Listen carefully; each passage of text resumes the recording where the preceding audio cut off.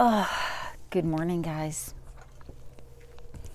So it's Friday, September 30th, the last day of September, and part one of the move video, the actual move. Today we're just going to go over the day before the move, and then move day right up until the end of that day number one. The day before the move on the Tuesday, because move day was Wednesday, September 21st. And on the Tuesday, September 20th, Jenny and Michelle came to help me finish packing up. There was more to do than I thought, which I guess is probably the way it always is with these sorts of things. But I was really glad to have them there. And we spent the day laughing and packing and just basically putting things into boxes. It was just so special to have that time with them, because they're two pretty special ladies, and I'm really, really, really grateful for their help. That afternoon, Jamie showed up, and Jamie was coming with me on the trip over to the island and actually stayed for about a week and a half. Went home on Wednesday this week. And Keaton came over too, which was awesome. So we ordered a pizza, and because we couldn't sit in the living room because it was all packed up. So we ended up eating up in the loft. My last night. You better not put me on camera, I'll scream. I never agreed to this. This was filmed without my consent. Oh. Nobody cares. I can feel it coming here tonight. I can't sing and drum at the same time. Do you know how many people saw that commercial with like the gorilla like drumming that song?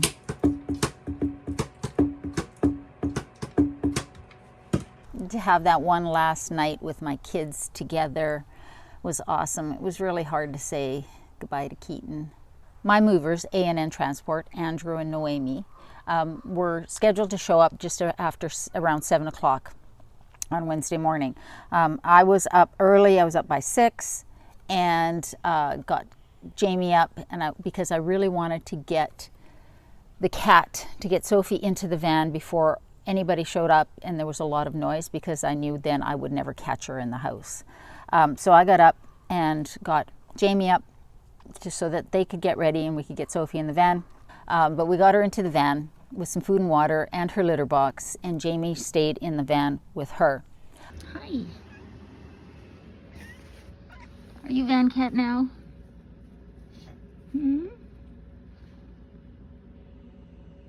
Are you van cat?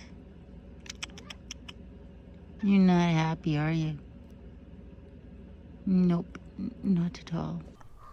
I also went outside in the dark to unplug the electrical and then coil up that cord and put it into the U-Haul trailer that I was pulling. Not sure if you can see me, but I am about to go under the house to pull the electrical plug. All right, it's done. So now I'm going to coil it up and put it in the trailer. Andrew and Noemi showed up.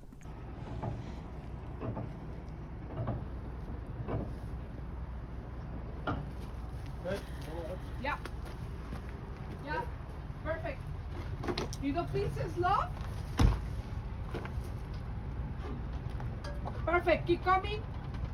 More little pieces. More. Perfect. Brakes. He hitched up at 7:30. By 8 o'clock, we were moving out of the park, which was very exciting and really mind-blowing to see the house move with all my stuff in it. And we followed her out.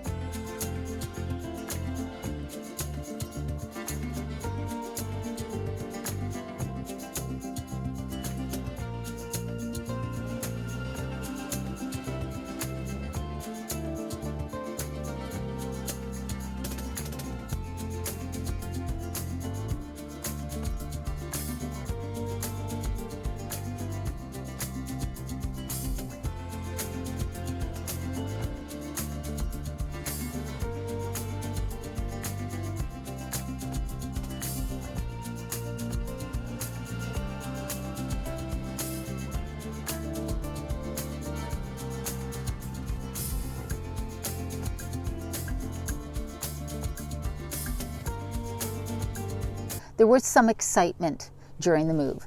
And the first little bit of excitement, and I am using air quotes around that, happened about 20 minutes into our trip, into our travels, when we stopped at an unmanned weigh scale just outside of Calgary. Now, the house turned out to be overweight. So the way Andrew explained it to me is that the tires on the house are 80-pound PSI max, which means that they are rated for, when you add up 6 tires, 18,000 pounds. The house, when we went to move it, was almost 22,000 pounds, which means that the house, when I received it, was probably at almost max weight, because it came with all of the appliances in it, and obviously the framing and everything like that. And the tires that were on this trailer were only rated for 80 pounds. And what he said is that they should be, at minimum, the tires should have been 110 PSI, and that would have given us 22,000 pounds max weight for the house. But still, the house was very heavy, and the tires that were on this trailer when I received it were not sufficient for the weight of the house as it was, really, given that obviously people are going to put things into their house. And so that was a little bit concerning, but Andrew said, and Andrew was concerned that if we got stopped at the weigh scales in Golden, you know, if then we would be overweight and we wouldn't be able to proceed. So that was a concern. Turned out we didn't get stopped, so that was good. But he said he'd just be careful. He would take it slower than he even normally does. So off we went. That was the first bit of excitement. And, you know, I was concerned, but he seemed confident that he could get us here, and that we should be okay. And the day progressed really well. We stopped for coffee. We stopped to go to the washroom. I just stopped when they stopped. I knew I would have to stop for gas before they would ever have to, if they had to. So I figured I would follow them until I had to stop for gas, which is what I did.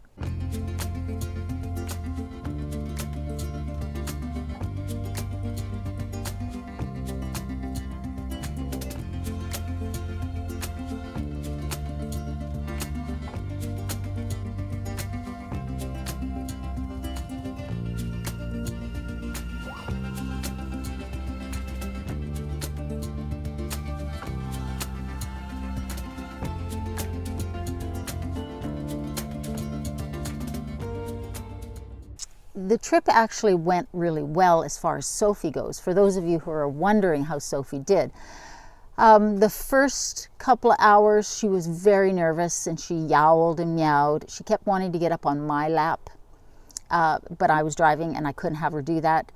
And she eventually settled down and she even napped, but she was still kind of nervous. What she didn't do was eat or drink, and I was starting to get a little concerned about this by the time we stopped for dinner, because she hadn't drank anything that I could see, and she hadn't eaten anything. Eating, I could, you know, is okay, but I wanted her to drink. We ended up stopping for dinner, and we put fresh water out for her when we got out of the van. We sat outside to eat so we could get some fresh air, stretch our legs. When we got back to the van, then she drank. So I think she was calmer by that point. We had come back to the van. She had been sitting still for a while, and she ended up drinking, and then she slept. So I was really grateful to Jamie, because I wouldn't have been able to give her the attention that she needed, and she was very stressed out. We are just outside of Golden, and there's the road construction that's been going on through the Kicking Horse for years. So we're just waiting for our turn to go, but it's going really well. And luckily, I have Jamie here, and she is watching Soph, and Soph has finally settled. She's now made a little nest on a towel on Jamie's lap, which is great.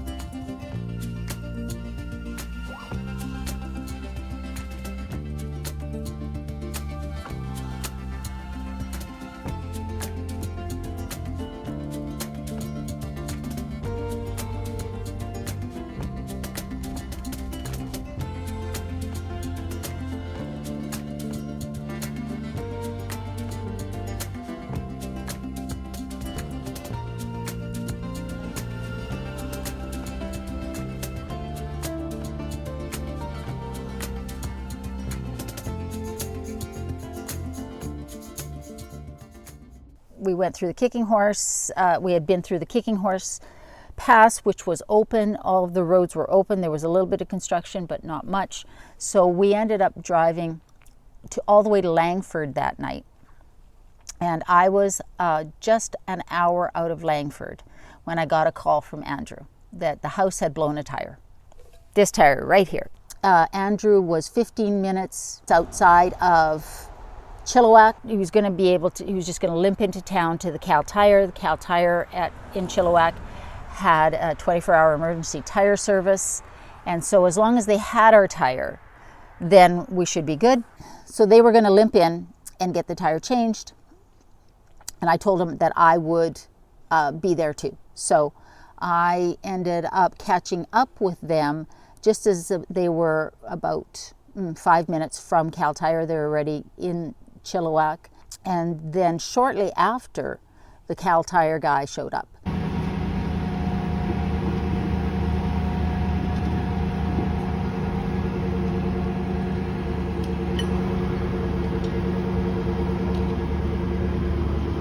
It actually went really quickly. I got the call that the tire had blown at just before 8 o'clock that night. And by 9, the Cal Tire guy was there changing the tire. By 9:30, we were back on the road. And that was amazing. So very fortunate that the tire didn't blow out on the Coquihalla Highway, where there's 3 lanes of traffic and lots of trucks.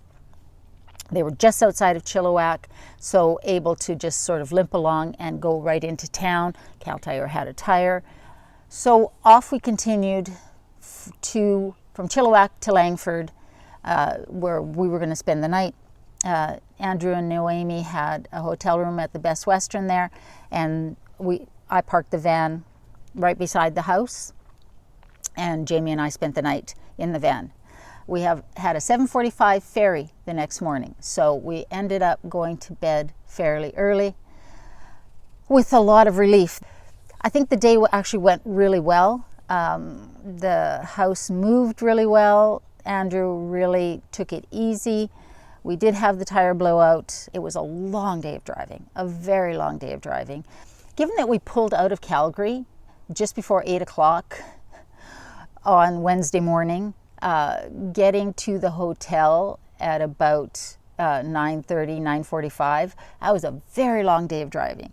And I am not used to that. So I don't ever want to do that again, but I needed to be in Langford that night because I also had a reservation on the same ferry as the house, and I wanted to film her going on to the ferry. So that was our first day of travel.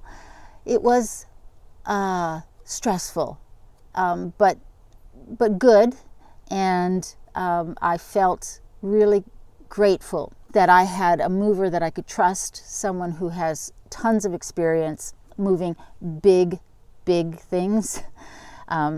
So I knew I could trust his advice and his skill, but I think we were all really glad to get to the hotel. So that's the end of day 1. And in the next video, I will share what happened on day 2, Thursday, September 22nd, when we got on the ferry, arrived on the island, and got the house here.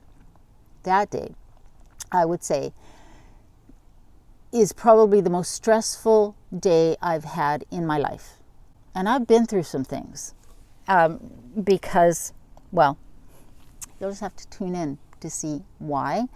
Obviously, it all turned out all right in the end because I'm here and I'm set up and I am good, but there was some stress, and I gotta tell you, I never want to go through that again. So anyways, guys, I hope you enjoyed this video, part 1 of the actual move. I know that a lot of you have been dying to know how it went, curious if anything happened, and wishing me well and hoping that I'm good. Sophie and I are great. We are relieved, but we are settling in, and the place is starting to feel like home. So thanks so much for your concern. Remember, in a world where you can be anything, be kind, because we all need more kindness in this world. I love you, and I'll see you next time.